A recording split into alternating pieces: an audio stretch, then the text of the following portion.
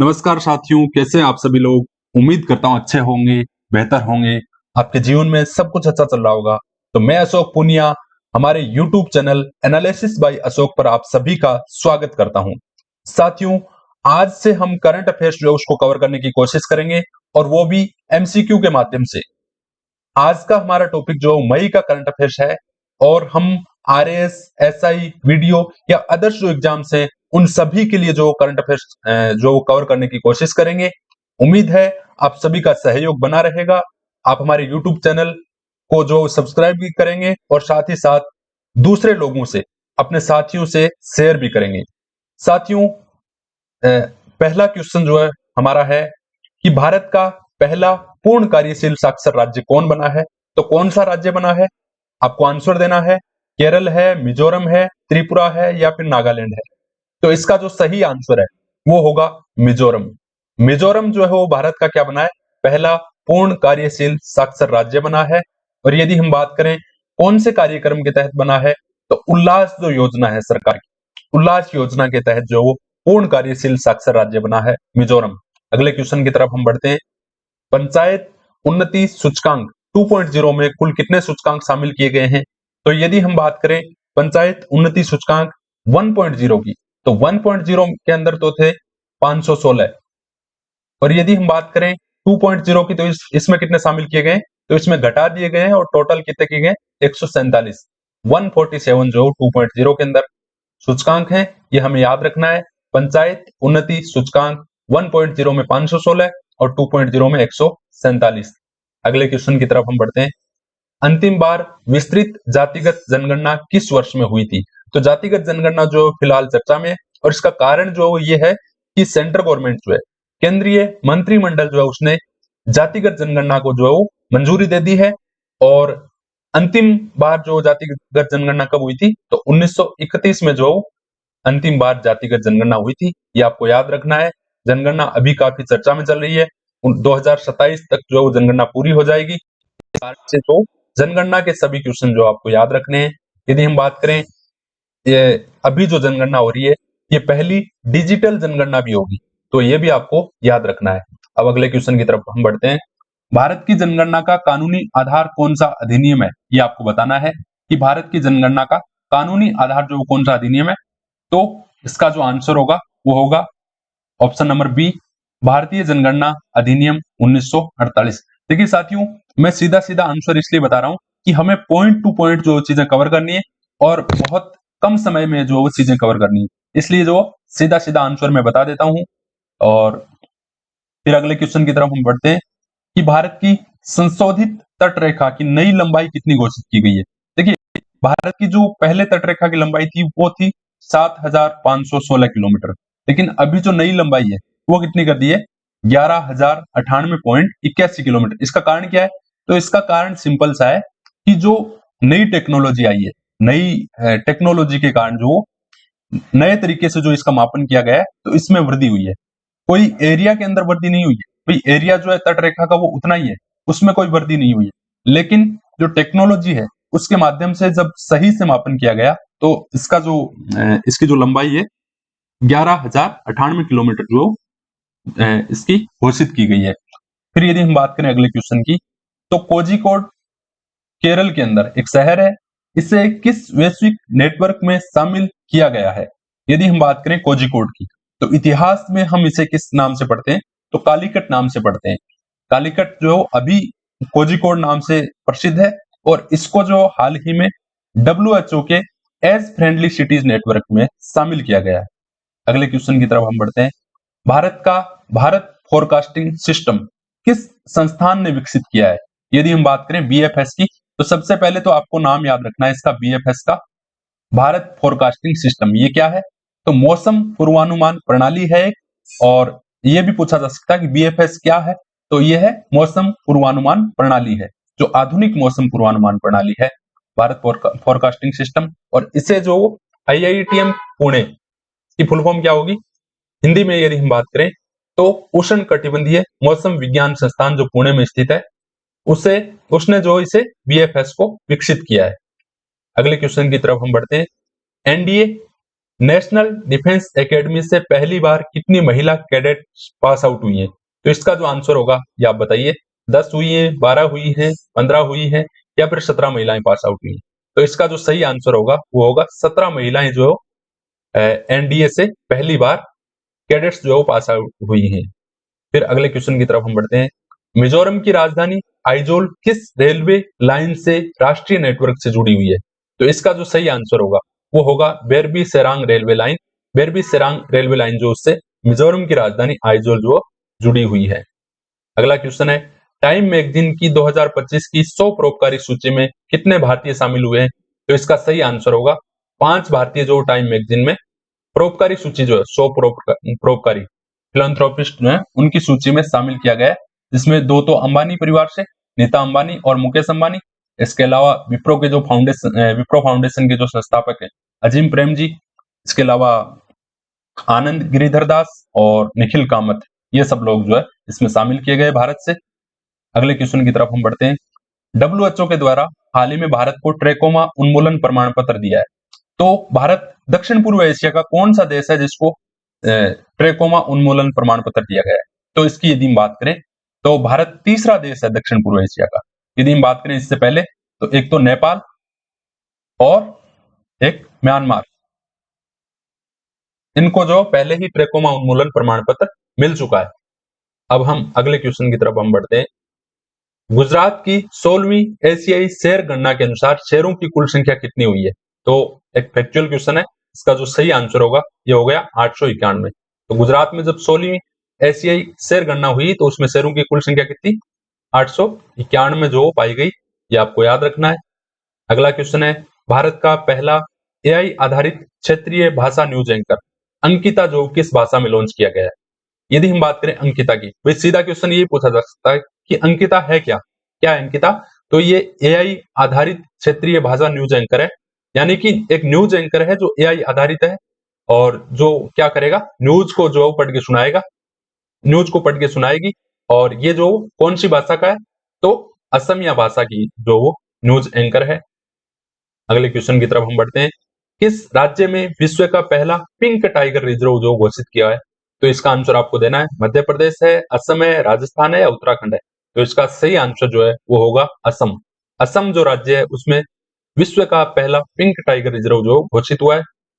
अगला क्वेश्चन है, PSLV C61 या EOS-09 मिशन जो कब लॉन्च किया गया? देखिए ये मिशन जो क्या हो गया था, फेल हो गया था, इसके कारण जो ज्यादा चर्चा में नहीं रहा, लेकिन फिर भी आपको ये याद रखना है कि इसे कब लॉन्च किया गया था। तो इसे 18 मई 2025 जो है उसको लॉन्च किया गया था। फिर अगला क्वेश्चन है, नवदुर्गा मिसाइल परीक्षण रेंज। देखिए बैलिस्टिक मिसाइल जो है उसके लिए एक मिसाइल परीक्षण रेंज बनाया गया है, ये कहाँ पे है? तो ये बन रहा है आंध्र प्रदेश के नागयालंका में। आंध्र प्रदेश के नागयालंका में जो बन रहा है नवदुर्गा मिसाइल परीक्षण रेंज, जो कि कौन सी मिसाइलों के लिए? बैलिस्टिक मिसाइलों के लिए। अगला क्वेश्चन है, नवदुर्गा परीक्षण केंद्र किस परियोजना के लिए? ये तो मैं आपको अभी बता चुका हूं कि बैलिस्टिक मिसाइल डिफेंस के लिए उसका परीक्षण करने के लिए है।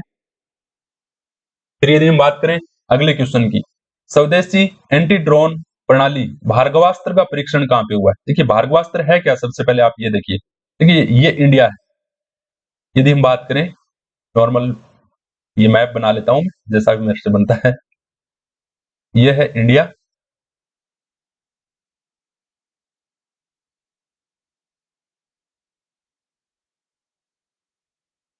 और इस पे यदि इधर से पाकिस्तान की तरफ से अचानक से क्या किया जाता है, बहुत से ड्रोन एक साथ भेजे जाते हैं, जिनको हम स्वार्म ड्रोन बोल सकते हैं या झुंड जिसको बोल सकते हैं ड्रोनों का।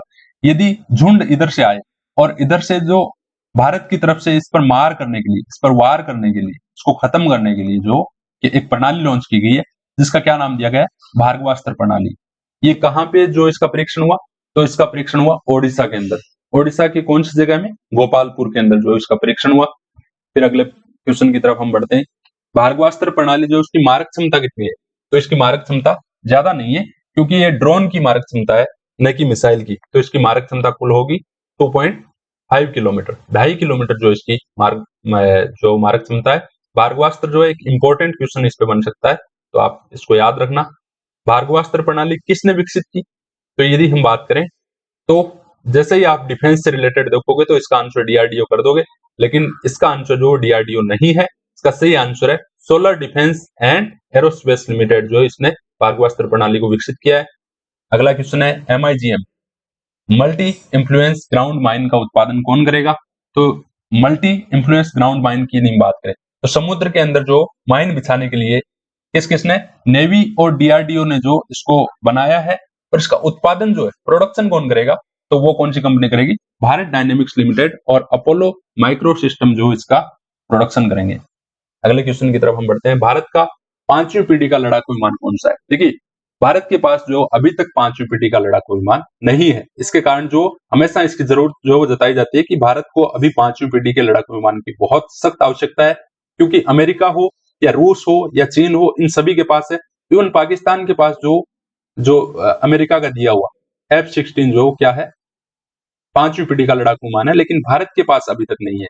यदि हम बात करें, भारत के पास बहुत से ऑप्शन थे, एक F-16 था जिसे जो भारत ने नकार दिया, या F-35 भी था, और इसके अलावा जो है वो Su-57 जो रशिया का है, ये भी एक ऑप्शन था, लेकिन भारत ने जो इन दोनों ऑप्शनों को जो क्या कर दिया, नकार दिया है।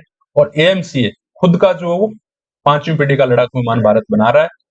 इसका यदि हम बात करें AMCA की, तो 2027 तक जो इसका प्रोटोटाइप तैयार हो जाएगा, और 2030 तक जो इसे भारत की सेना में शामिल कर लिया जाएगा। इसकी फुल फॉर्म की यदि हम बात करें तो एडवांस्ड मीडियम कॉम्बैट एयरक्राफ्ट, ये आपको याद रखना है। अगले क्वेश्चन की तरफ हम बढ़ते हैं। AMCA का पहला प्रोटोटाइप उड़ान कब भरेगा? तो ये हम देख चुके हैं, अभी 2027 तक जो पहला प्रोटोटाइप इसका उड़ान भरेगा, और 2030 तक जो इसे सेना में शामिल कर लिया जाएगा। अगला क्वेश्चन है, INSV कौंडिन्य किस प्रकार का जहाज है? तो देखिए, पुराने समय में जो इस प्रकार के जहाज होते थे ना, जैसे आजकल जो क्या होते हैं, नाव होते हैं, इस तरह के जो जहाज होते थे, इनको सिलाई वाले जहाज बोलते थे। तो पारंपरिक जो सिलाई वाला जहाज है वो है क्या है? INS कौंडिन्य। यदि हम बात करें कौंडिन्य की, तो क्या है? पारंपरिक सिलाई वाला जहाज। फिर पहला SWC पोत अर्नाला जो किसने बनाया? देखिए, अर्नाला की यदि हम बात करें तो एंटी सबमरीन वॉरफेयर। ASW का मतलब क्या हुआ? एंटी सबमरीन वॉरफेयर, यानी सबमरीन के खिलाफ जो इसको यूज में लिया जाता है।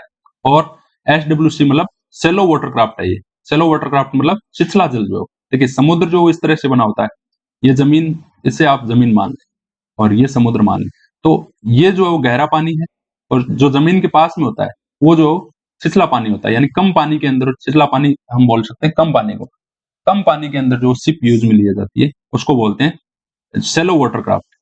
तो एंटी सबमरीन वॉरफेयर सेलो वाटरक्राफ्ट अर्नाला जो वो किसने बनाया? तो इसका आंसर होगा garden rich ship builders engineers, जो कोलकाता के अंदर है, उसने जो इसको बनाया है।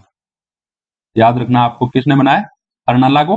तो garden rich ship builders engineers, GRSC Kolkata, जिन्होंने जो इसको बनाया है। अगले क्वेश्चन की तरफ हम बढ़ते हैं। अर्नाला का नाम जो कहां से लिया गया है? अर्नाला का नाम कहां से लिया गया है? तो इसका आंसर आप बताइए। ओडिशा के किले से, या फिर वसई महाराष्ट्र के किले से, अंडमान द्वीप से, या फिर गुजरात के बंदरगाह से? तो इसका जो सही आंसर होगा ये होगा ऑप्शन बी, वसई महाराष्ट्र के किले से जो अर्नाला का नाम लिया गया है। अगले क्वेश्चन की तरफ हम बढ़ते हैं। भारत का पहला स्ट्रेटोस्फेरिक एयरशिप प्लेटफॉर्म जो कहां पर परीक्षण हुआ इसका? तो इसका परीक्षण हुआ श्योपुर मध्य प्रदेश में। अगला क्वेश्चन क्या है? DRDO की आकाश तीर प्रणाली का उद्देश्य क्या है? तो DRDO की आकाश तीर प्रणाली, ये ऑपरेशन सिंदूर के दौरान जो चर्चा में रही थी काफी, क्या है? तो एयर डिफेंस सिस्टम है, ये वायु रक्षा है, वायु रक्षा का सिस्टम है। अगले क्वेश्चन की तरफ हम बढ़ते हैं। देखिए, वायु रक्षा की जब भी बात करें तो भारत के पास जो ना वो 2-3 तरह के, एक तो S-400 है, इसके अलावा पृथ्वी एयर डिफेंस है, पृथ्वी एयर डिफेंस है, इसके अलावा एडवांस एयर डिफेंस है, एडवांस एयर डिफेंस है। तो इन सभी को मिला के जो क्या बनाया गया था? आकाश तीर प्रणाली जो बोला गया था, और ये क्या है? एक वायु रक्षा या एयर डिफेंस का सिस्टम है। अगले क्वेश्चन की तरफ हम बढ़ते हैं। प्रोजेक्ट कुशा किस प्रणाली के समान है? तो प्रोजेक्ट कुशा जो है वो भी एक एयर डिफेंस सिस्टम के लिए है। तो ये रूस की जो S-400 है उसके समान जो एक प्रणाली है। यदि हम बात करें ऑप्शन की, तो सारे ऑप्शन जो इसमें एयर डिफेंस के ही, हार्ड जो अमेरिका का है, S-400 रूस का है, आयरन डोम जो इजराइल का है, DF-21 जो चीन का है, ये मिलान करने भी आपसे पूछ सकते हैं कौन सा एयर डिफेंस सिस्टम जो किस देश का है। और थर्ड की यदि हम बात करें तो आरएस मेंस 2021 में 2 नंबर में जो इसको पूछा गया था। और बाकी सभी भी चर्चा में। आयरन डोम जो ईरान के साथ अभी जो झड़प हुई थी उसमें काफी चर्चा में रहा। और DF-21 ये भी आपको याद रखना है। ब्रह्मोस इंटीग्रेशन और टेस्टिंग सुविधा जो कहां पर स्थापित हुई, देखिए जब ऑपरेशन सिंदूर हुआ था उसके तुरंत बाद राजनाथ सिंह जी ने जो स्थापित किया था इसे, और ये काफी चर्चा में रही थी। तो इसका जो सही आंसर है वो आप बताइए, नागपुर होगा, लखनऊ होगा, विशाखापट्टनम या कोच्चि। तो इसका सही आंसर होगा लखनऊ। लखनऊ के अंदर जो ब्रह्मोस इंटीग्रेशन और टेस्टिंग सुविधा जो स्थापित की गई है। अगला क्वेश्चन है, सुप्रीम कोर्ट कॉलेजियम ने जो मई 2025 में राजस्थान हाई कोर्ट का नया मुख्य न्यायाधीश किसे नियुक्त करने की सिफारिश की। सिफारिश की इसका मतलब ये है कि नियुक्त भी हुए। सिफारिश से जो आप जो क्या हो सकते हैं, कंफ्यूज हो सकते हैं। तो इस तरह के क्वेश्चन भी पूछे जा सकते हैं। तो इसका जो सही आंसर होगा वो होगा जस्टिस KR श्रीराम, जो कि राजस्थान हाई कोर्ट के 43वें जो क्या है, चीफ जस्टिस है। इससे पहले जो ये मद्रास हाई कोर्ट के अंदर क्या थे, चीफ जस्टिस थे। तो इसको आपको याद रखना है। अगला क्वेश्चन है, जयपुर नगर निगम ने हाल ही में किस देश के साथ सेवेरोडोविस शहर के साथ MOU पर हस्ताक्षर किया है। भाई कौन से देश का शहर है सेवेरोडोविस? तो ये इसका जो आंसर होगा, ये क्वेश्चन जो आपको पढ़ते ही समझ में आ जाना चाहिए कि रूस का शहर है। अगला क्वेश्चन है, प्रधानमंत्री दिव्यांशा केंद्र, इसका उद्घाटन मई 2025 में राजस्थान के किस शहर में हुआ। तो दिव्यांशा केंद्र का मतलब होगा ये कि दिव्यांगों के लिए बना हुआ केंद्र है। दिव्यांगों को बहुत सी सुविधाएं देने के लिए एक केंद्र का उद्घाटन किया गया है। कहाँ पे किया गया है? तो कोटा के अंदर जो हमारी लोकसभा के अध्यक्ष हैं ओम बिरला, उन्होंने जो इसका उद्घाटन किया था। अगले क्वेश्चन की यदि हम बात करें तो प्रधानमंत्री नरेंद्र मोदी ने 22 मई 2025 को राजस्थान के किस स्थान से देश के 103 अमृत स्टेशनों का जो उद्घाटन किया गया। तो ये कहां से किया गया? तो मोदी जी बीकानेर आए थे देशनोक में, वहां से जो देश के 103 अमृत स्टेशनों का उद्घाटन किया गया, जिसमें राजस्थान के कितने स्टेशन शामिल थे? तो राजस्थान के 8 जो स्टेशन है वो शामिल थे। अगला क्वेश्चन है, मई 2025 में भाजपा सदस्य कंवरलाल मीणा की विधानसभा सदस्य क्यों रद्द हुई। तो इसका आंसर आप बताइए। क्योंकि उन्होंने क्या कर दिया था, एक SDM के जो सर पे जो कनपटी पे क्या तान दी थी, बंदूक तान दी थी।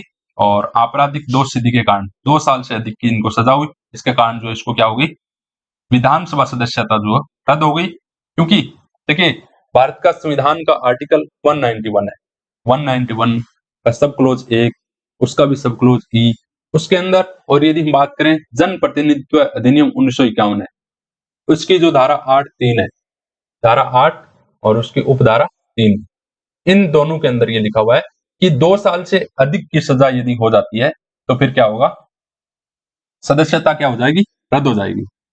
तो इसी के कारण जो भाजपा विधायक कंवरलाल मीणा जो उनकी सदस्यता क्या हो गई, रद्द हो गई। अगले क्वेश्चन की तरफ हम बढ़ते हैं। राजस्थान का पहला भगवान देवनारायण कॉरिडोर कहां बनाया जाएगा। तो भगवान देवनारायण कहां से संबंधित थे? तो भीलवाड़ा, अरसिंद भीलवाड़ा से संबंधित थे। तो इसका आंसर भीलवाड़ा होगा। अगला क्वेश्चन है, खेलो इंडिया 2025 में राजस्थान ने कुल कितने पदक जीतकर जो तीसरा स्थान प्राप्त किया। तो अब बताइए इसका आंसर 50, 55, 60 या फिर 65। तो इसका जो सही आंसर होगा वो होगा 60। 60 पदक जीतकर जो खेलो इंडिया 2025 में राजस्थान ने तीसरा स्थान प्राप्त किया। कहां पे हुआ था खेलो इंडिया 2025? तो पटना बिहार के अंदर हुआ था। पहला स्थान महाराष्ट्र का, और दूसरा स्थान जो हरियाणा का, और फिर तीसरा स्थान राजस्थान का में प्राप्त हुआ। राजस्थान ने कुल जो 60 पदक प्राप्त किए, जिसमें से 24 जो गोल्ड, 24 क्या प्राप्त किए, गोल्ड। इसके अलावा 12 जो सिल्वर, 12 क्या प्राप्त किए, सिल्वर। और इसके अलावा 24 जो है वो ब्रॉन्ज मेडल जो प्राप्त किए। और टोटल मिलाकर कितने हो गए, टोटल मिलाकर हो गए 60 जो मेडल राजस्थान ने प्राप्त किए। अगले क्वेश्चन की तरफ हम बढ़ते हैं। अगला क्वेश्चन है, मई 2025 में श्वेत क्रांति 2.0 की शुरुआत राजस्थान के किस जिले से हुई। तो इसका सही आंसर होगा अलवर जिले से जो इसकी शुरुआत हुई। फिर अगले क्वेश्चन की तरफ हम बढ़ते हैं। राजस्थान की गीता सामोता ने मई 2025 में किस पर्वत पर तिरंगा फहराया। तो गीता सामोता जो क्या थी, सीआईएसएफ की क्या SI है, और इन्होंने जो माउंट एवरेस्ट के ऊपर जो तिरंगा फहराया। मई 2025 में आयोजित राष्ट्रीय आयुष मिशन कॉन्क्लेव ये कहां पे हुआ, जिसमें राजस्थान की सराहना की गई। भाई राजस्थान की तो सराहना की गई है, लेकिन पूछा ये है कि कहां पे ये हुआ है। तो इसका जो सही आंसर होगा ये होगा लोनावाला, महाराष्ट्र के अंदर। लोनावाला महाराष्ट्र में जो ये कॉन्क्लेव हुआ, राष्ट्रीय आयुष मिशन कॉन्क्लेव। अगला क्वेश्चन है, डॉक्टर गिरिजा व्यास जिनका मई 2025 में निधन हुआ, किस राजनीतिक दल से जुड़ी हुई थी? तो इसका सही आंसर बताइए आप, भाजपा, कांग्रेस, जेडीयू या बीएसपी। इसका सही आंसर होगा कांग्रेस। कांग्रेस से जुड़ी हुई थी, केंद्रीय मंत्री भी रही थी और उदयपुर से जो लोकसभा की मेंबर भी रही थी, इसके अलावा ये विधायक भी रही थी। तो ये सब चीजें आपको याद रखनी। अगला क्वेश्चन है, राजस्थान विधानसभा की नियम समिति के सभापति कौन नियुक्त किए गए हैं? तो नियम समिति के सभापति हमेशा विधानसभा के अध्यक्ष नियुक्त किए जाते हैं। इसका सही आंसर होगा वासुदेव देवनानी। यदि हम बात करें यदि हम बात करें कि आपके लिए मैं कुछ होमवर्क दे रहा हूं, जैसे कि एक तो जो प्राक्कलन समिति क है और इसके अलावा प्राक्कलन समिति ख है, इन दोनों के अध्यक्ष जो कौन थे?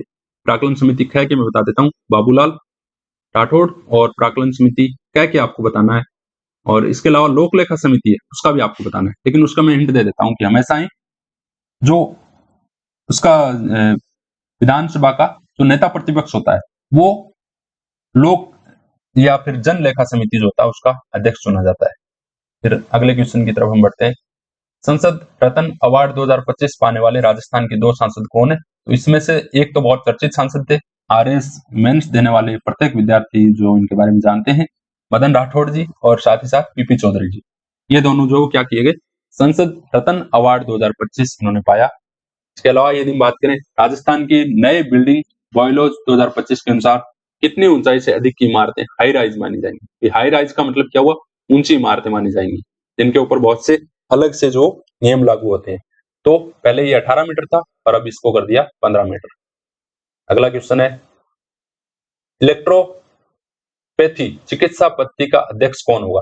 तो ये एक नया बोर्ड बनाया गया है, इलेक्ट्रोपैथी चिकित्सा पद्धति बोर्ड, और इसका अध्यक्ष कौन होगा? तो इसका अध्यक्ष होगा आयुष विभाग का प्रमुख सचिव जो इसका।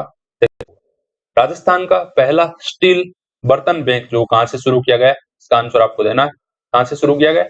तो इसका आंसर होगा कोटा खेराबाद से जो इसको स्टील बर्तन बैंक जो शुरू किया गया है। 19वीं सब जूनियर राज्य स्तरीय वुशु प्रतियोगिता 2025 में कुल 29 पदक जीतकर कौन सा जिला चैंपियन बना? तो इसमें चैंपियन बना जयपुर जिला। अगले क्वेश्चन पे हम चलते हैं। पौरण भूमि के संरक्षण के लिए राजस्थान सरकार द्वारा गठित समिति का अध्यक्ष किसे बनाया गया है? तो इसका सही आंसर होगा न्यायमूर्ति जितेंद्र राम गोयल, जो उन्हें पौरण भूमि के संरक्षण के लिए जो समिति बनाई गई है उसका अध्यक्ष बनाया गया है। फिर अगला क्वेश्चन है, राजस्थान राज्य अन्य पिछड़ा वर्ग राजनीतिक प्रतिनिधित्व आयोग का पहला अध्यक्ष किससे बनाया गया है? तो इसका सही आंसर होगा मदन लाल, जो रिटायर्ड जज हैं, उनको राजस्थान राज्य अन्य पिछड़ा वर्ग यानी कि ओबीसी वर्ग जो उसके राजनीतिक प्रतिनिधित्व आयोग का अध्यक्ष बनाया गया है।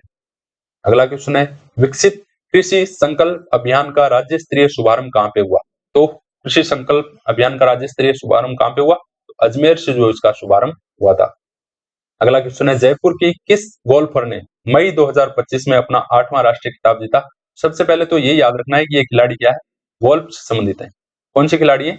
तो इनका नाम है ओजस्विनी सारस्वत। ओजस्विनी सारस्वत जो उन्होंने अपना 8वां राष्ट्रीय खिताब जीता, जयपुर की हैं, गोल्फ खेल से रिलेटेड है, ये आपको याद रखना है।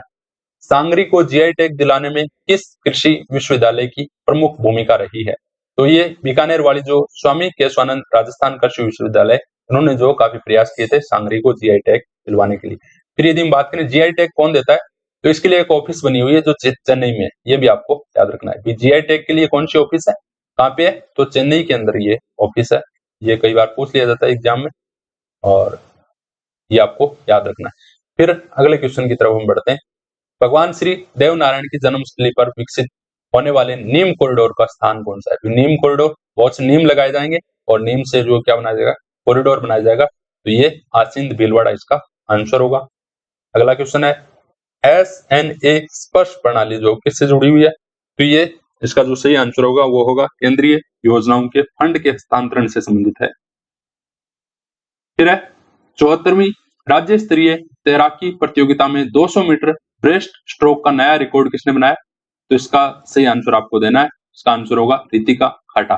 सबसे पहले तो आपको यही याद रखना है कि तैराकी से रिलेटेड है रितिका खाटा, और इसके बाद जो ये आपको याद रखना है कि 200 मीटर ब्रेस्ट स्ट्रोक का नया रिकॉर्ड बनाया 74वीं राज्य स्तरीय तैराकी प्रतियोगिता में किसने? रितिका खाटा ने। अगला क्वेश्चन है, बीकानेर तकनीकी विश्वविद्यालय में नए कुलपति कौन बनाए? तो इसका आंसर होगा प्रोफेसर अखिल रंजन गर्ग जो है उनको बीकानेर तकनीकी विश्वविद्यालय का नया कुलपति बनाया गया है। फिर अगला क्वेश्चन है, वात्सल्य कवच किस योजना के उद्देश्य से तैयार किया गया है? तो वात्सल्य कवच किस उद्देश्य से तैयार किया गया है? तो माताओं को जो सार्वजनिक स्थान पर स्तनपान कराने की स्तनपान कराने के लिए क्या है, सार्वजनिक स्थान पे एक सुविधा दी जाएगी, उसको बोला गया है वात्सल्य कवच। इतिहासम प्रोडक्ट किस स्टार्टअप से जुड़ा हुआ है, ये आपको बताना है। तो ये कौन से स्टार्टअप से जुड़ा हुआ है? इसका सही आंसर होगा आरटी प्लेस। इतिहासम प्रोडक्ट जो आरटी प्लेस स्टार्टअप से जुड़ा हुआ है। अगला क्वेश्चन है, विजनरी इंडियन अवार्ड 2025 से किसे सम्मानित किया गया? तो इसका सही आंसर होगा डॉक्टर कुलदीप तिवारी। ये पहले ही लगा हुआ आंसर है, इसमें पहले से ही लगा रखा है, सही आंसर लगा रखा है।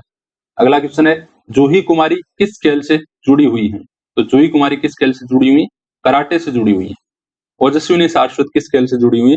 तो वो गोल्फ से जुड़ी हुई है और जूही कुमारी कराटे से जुड़ी हुई है। अगला क्वेश्चन है, बजट 2025-26 में किस जिले को नगर विकास न्यास बनाया गया है? तो इसका सही आंसर होगा बालोतरा को जो नगर विकास न्यास बनाया गया है। अगले क्वेश्चन की तरफ हम बढ़ते हैं, राजस्थान का पहला स्काउट गाइड एडवेंचर पार्क कहाँ बनेगा? तो ये श्रीगंगानगर के अंदर जो बनाया जाएगा। ये हमारे सारे क्वेश्चन आज के जो कंप्लीट हो गए और मैंने काफी जल्दी में जो बहुत कम समय में इससे कवर करने की कोशिश की है और उम्मीद है आपको पसंद आया होगा। आपका बहुत बहुत धन्यवाद। Thank you.